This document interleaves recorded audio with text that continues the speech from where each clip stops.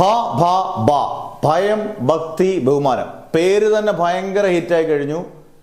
അന്നേരം ഈ സിനിമയിൽ ആദ്യം വിനീത് ശ്രീനിവാസനും നമ്മുടെ ദിലീപുമാണ്. ഇവർ ഒരു അരക്കിറുക്കന്മാരായിട്ടുള്ള ക്യാരക്ടേഴ്സ് ആണെന്നാണ് സ്ട്രോങ് റൂമേഴ്സ്. ഭയങ്കര ഈഗോയിഷ് ആയിട്ടുള്ള അങ്ങോട്ടും ഇങ്ങോട്ടും ഭയങ്കര പ്രശ്നക്കാരായിട്ടുള്ള ക്യാരക്ടേഴ്സ്. ഇതുവരെയും മലയാള സിനിമ കണ്ട് പരിചിതമില്ലാത്തൊരു തീമും ക്യാരക്ടറൈസേഷനുമാണ് ഈ സിനിമയിൽ.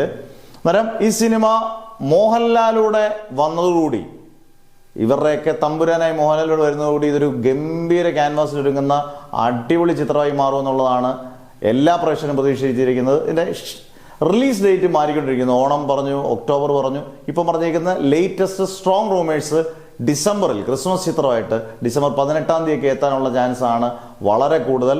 എന്തായാലും ക്രിസ്മസിന് വരുന്നതോടുകൂടി ഇതൊരു ഗംഭീര കളക്ഷൻ ചിത്രമാവട്ടെ, എല്ലാവർക്കും ഇഷ്ടപ്പെടുന്ന ഗംഭീര ചിത്രമാവട്ടെ എന്ന് നമുക്ക് ആശംസിക്കാം.